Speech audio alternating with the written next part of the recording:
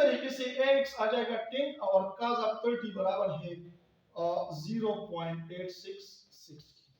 तो ये ay बराबर आ जाएगा 5 न्यूटन की और ax ये बराबर आ जाएगा ये 8.66 न्यूटन की। अब अगर इससे आपने दोबारा वेक्टर गेन करना है तो इसको आपने डायरेक्ट प्लस नहीं करना कि आप इसको 5 और 8 को प्लस करो, नहीं। अगर आपने डायरेक्ट a आप मालूम करना है वापस रिवर्स, क्या करना है रिवर्स, तो a मालूम करोगे तो डायरेक्ट प्लस नहीं करोगे, ax square plus ay square ये फार्मूला यूज करोगे। अब इन दोनों में प्लस करो स्क्वायर करो, इससे अगेन दोबारा क्या आ जाएगा, अगेन दोबारा आप इससे हासिल कर सकते हो क्या 8.66 स्क्वायर प्लस 5 स्क्वायर, दोबारा इससे आप 10 हासिल कर सकते हो। तो जब दोबारा 10 हासिल करोगे तो उसके लिए पॉइंट याद रख लो कि आपने डायरेक्ट ये नहीं करना कि ay और ax को प्लस करो, आप इसको इस तरीके से करोगे तब दोबारा रिवर्स प्रोसेस में होगा। अब एक तो ये हो गया। दूसरा एग्जांपल ये है कि सपोज a बराबर है 10 न्यूटन के और थीटा बराबर है 30 डिग्री, लेकिन अब हॉरिजॉन्टल की बजाय क्या है वर्टिकल, हॉरिजॉन्टल की बजाय क्या केवल है वर्टिकल। तो इस केस में आप क्या करोगे, इस कांसेप्ट को भी जरा समझ लो।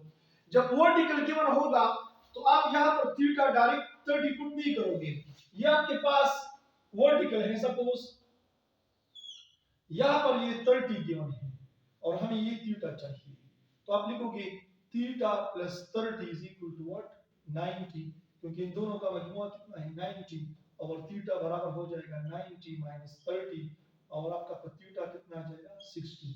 तो ये बात याद रख लो कि जब भी आपके पास ये जहन में बिठा दो एंगल 30 हो तो इसको आप डायरेक्ट थीटा नहीं कहोगे, आप क्या करोगे इसमें थीटा मालूम करोगे तो 90 माइनस 30 करोगे 60 थीटा पुट करोगे, ये जहन में बिठा दो। दोबारा सुन लो हानगुल साहब, इसको सुन लो। अगर थीटा हॉरिजॉन्टल के साथ गिवन है तो डायरेक्ट पुटिंग, आसान सी बात है x और y, लेकिन अगर थीटा वर्टिकल के साथ गिवन हो तो फिर डायरेक्ट पुटिंग नहीं करोगे। फिर उस केस में क्या करोगे, आप उसको 90 से माइनस करोगे, फिर आप इसमें मालूम करोगे a y को मालूम करोगे और a x को मालूम करोगे, ये तरीका आप अपनाओगे यहां पर।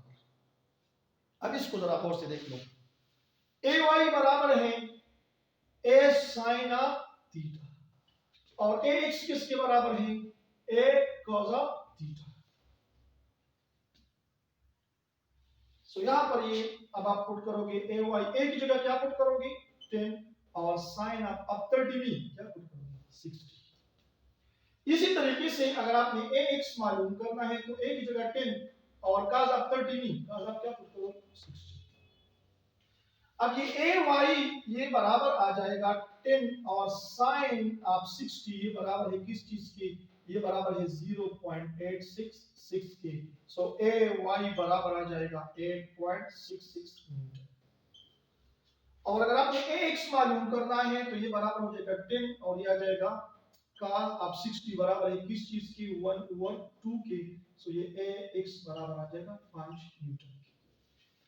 इससे साबित क्या हुआ, इससे साबित ये होगा कि अगर आप एंगल हॉरिजॉन्टल से वर्टिकल में कन्वर्ट करोगे तो आपके कंपोनेंट इंटरचेंज हो जाएंगे, ay की वैल्यू ax के बराबर आ जाएगी और ax की वैल्यू ay के बराबर आ जाएगी।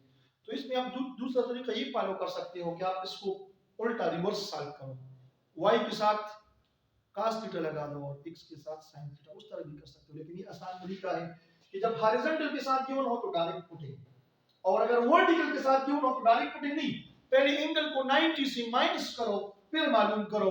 तो ये बात जहन में बिठा दो कि जब भी एंगल हॉरिजॉन्टल से शिफ्ट होगा वर्टिकल में उस वक्त आपके पास क्या होगा शाबाश, उस वक्त आपके पास ये कंपोनेंट्स इंटरचेंज हो जाएंगे। इसका रिजल्ट हमारे पास क्या आ गया, रिजल्ट इसका ये आ गया कि जो कंपोनेंट्स है वो कंपोनेंट्स क्या हो गए, वो इंटरचेंज हो गए, कंपोनेंट्स क्या हो गए इंटरचेंज।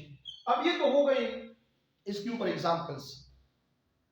पेपर में आपके प्रॉब्लम आ सकते हैं, क्वेश्चन आ सकते हैं, के साथ में एमसीक्यूज भी आएंगे, तो उसके कुछ एमसीक्यूज डिस्कस करते हैं। एमसीक्यूज किस तरीके से होंगे और किस फॉर्म में होंगे, तो एमसीक्यूज को जरा देखो।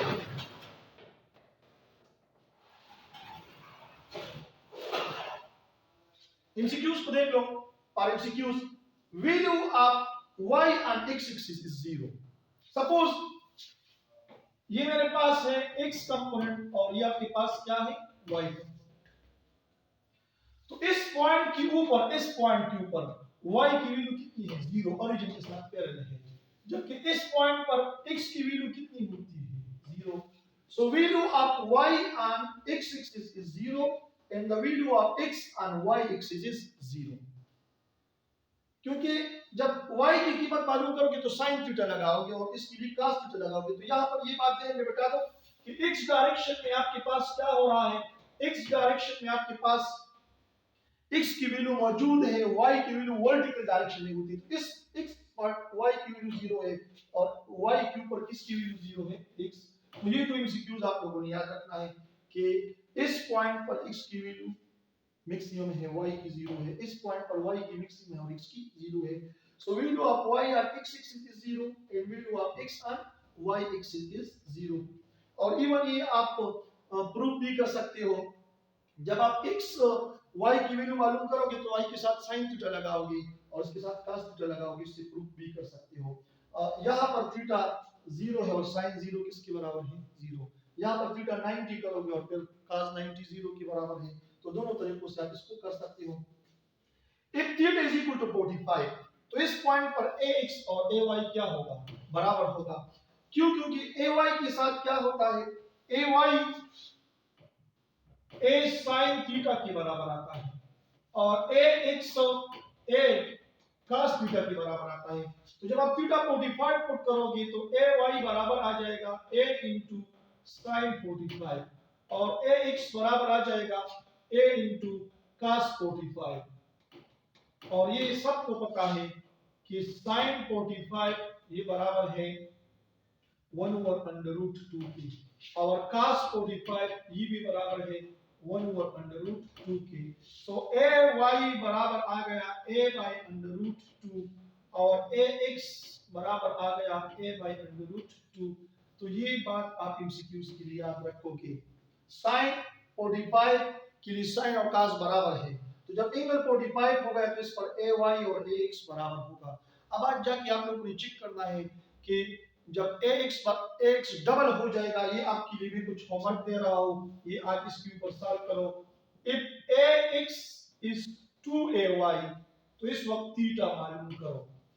If ax is half ay तो इस वक्त थीटा क्या करो मालूम करो। तो ऐसे मुख्तलिफ होमवर्क इसके ऊपर आप कर लो कि आपकी बाद में ईटा के टेस्ट के लिए एंट्रेंस टेस्ट के लिए आपके लिए आसान हो जाए, पेपर के एमसीक्यूज के लिए आसान हो जाए।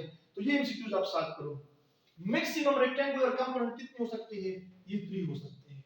मैक्सिमम रेक्टेंगुलर कंपोनेंट कितने हो सकते हैं 3 स्पेस में x y z, x y और क्या z है।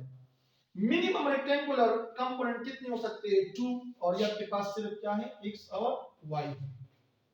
मैक्सिमम कंपोनेंट जब रेक्टेंगुलर का शर्त ना हो तो मैक्सिमम कंपोनेंट तो फिर बहुत सारे बन सकते हैं, इंफिनिटी हर तरफ, जबकि मिनिमम कंपोनेंट 1। या आपके पास अगर ये a है तो ये इस साइड पर बराबर है x की, जैसे मैंने कहा ये, और अगर ये इस तरफ है तो ये आपके पास a है तो ये बराबर होगा क्या a y के बराबर होगा। तो ये ध्यान में बिठा दो कि मिनिमम कंपोनेंट 1 हो सकते हैं, मिनिमम रेक्टेंगुलर कंपोनेंट 2 हो सकते हैं, मैक्सिमम कंपोनेंट इंफिनिटी और मैक्सिमम रेक्टेंगुलर कंपोनेंट क्या हो सकते हैं, सॉरी मैक्सिमम कंपोनेंट्स इंफिनिटी हो सकते हैं, मिनिमम रेक्टेंगुलर कंपोनेंट 2 हो सकते हैं, जबकि मैक्सिमम रेक्टेंगुलर कंपोनेंट आपके पास 3 हो सकते हैं। तो ये पॉइंट आप लोगों ने एमसीक्यूज के लिए याद रखना है। ये आप इसके ऊपर आज खूब प्रैक्टिस करो।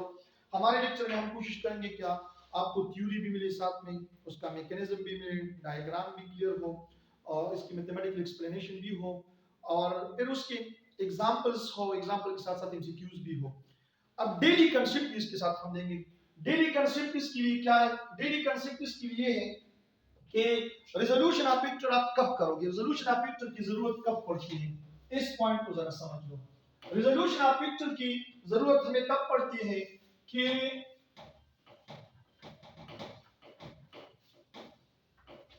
सपोज एक बॉडी है और वो आम रोड पर जा रहा है, ये नॉर्मल कंपोनेंट है और ये आपके पास वेट है, तो इन बराबर है डब्ल्यू यहाँ पर कंपोनेंट बनाने की जरूरत नहीं है, no need of component, resolution की जरूरत नहीं है। लेकिन अगर यही ब्लॉक किसी इंक्लाइन प्लेन के ऊपर जा रहा है, यही ब्लॉक क्या कर रहा है, किसी इंक्लाइन प्लेन के ऊपर जा रहा है, तो अब इसके ऊपर नॉर्मल फोर्स भी है और इसके ऊपर क्या है, वेट। तो यहाँ पर नॉर्मल फोर्स और वेट बराबर नहीं है, तो यहाँ पर हमें क्या जरूरत है, नीड ऑफ कंपोनेंट्स। यहाँ पर क्या है, इसको हम कहते हैं इसके लिए डेली लाइफ एग्जांपल्स। ये डेली लाइफ क्या है, एग्जांपल्स है। तो डेली लाइफ एग्जांपल्स, ये अगर आप लेवल नोट पर जा रहे हैं तो कंपोनेंट्स बनाने की जरूरत नहीं, लेकिन आप पहाड़ पर चढ़ते हो तो फिर आपके कंपोनेंट्स, आपके वेट के कंपोनेंट्स बनेंगे। तो यहाँ पर आपके पास फिर इस वेट के कितने कंपोनेंट्स बन जाएंगे, इसके दो कंपोनेंट बन जाएंगे, एक डब्ल्यू एक्स बन जाएगा और एक डब्ल्यू वाई बन जाएगा। तो फिर इसके क्या बनेंगे, कंपोनेंट्स बनेंगे। तो अगर प्लेन रोड पर आप जा रहे हो कंपोनेंट बनाने की जरूरत नहीं है, लेकिन अगर प्लेन रोड के मुकाबले में आप पहाड़ पर चढ़े तो फिर आपके वेट के क्या बनेंगे, कंपोनेंट बनेंगे। तो कंपोनेंट की जरूरत उस वक्त पेश आती है जब आप किसी खास एंगल के साथ जाते हो, किसी इंक्लाइंड प्लेन पर, किसी स्लोप के ऊपर। आज की इतना काफी है। इंशाल्लाह नेक्स्ट लेक्चर में नेक्स्ट वीडियो में नए लेक्चर के साथ आएंगे।